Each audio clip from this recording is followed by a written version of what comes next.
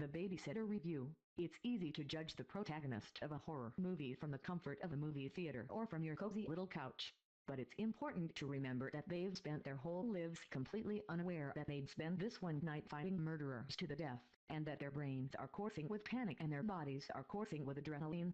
It's frustrating, but not unreasonable, that they would make poor decisions based on fight-or-flight instincts, usually, but you might want to draw the line at The Babysitter, the film about a kid who discovers that his babysitter is a maniac, and who at one point escapes the house and proceeds to run back underneath the house and set up booby traps. There is literally nothing keeping him from running all the way to a neighbor's house or to the nearest police station.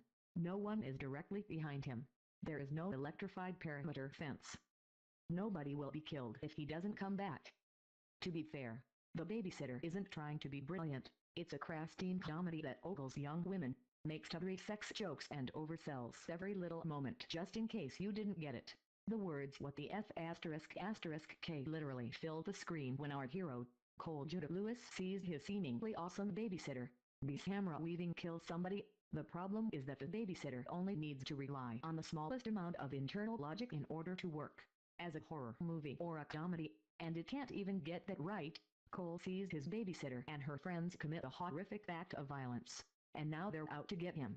Cole, as we learn at the start of the movie, is a bit of a coward, and so he must overcome his fears in order to save his own life and the lives of others. But the killers have a tendency to stop acting like killers whenever the filmmakers think it would be a funny joke, which it usually isn't, and Cole has a tendency to do brave things long before he's supposed to have learned how to be brave. The Babysitter is a comedy, obviously, but it's still trying to tell a real, albeit simple story, and it can't even cover its own bases. It's a shame too, because the idea is strong and the cast is doing their jobs.